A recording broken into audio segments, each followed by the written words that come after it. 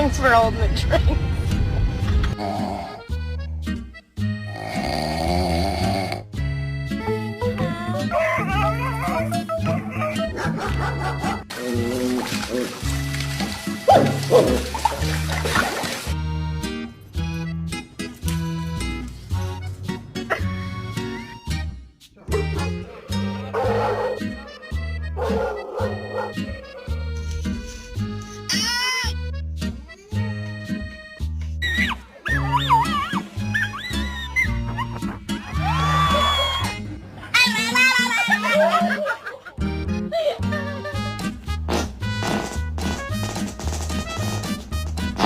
Hello, how are you?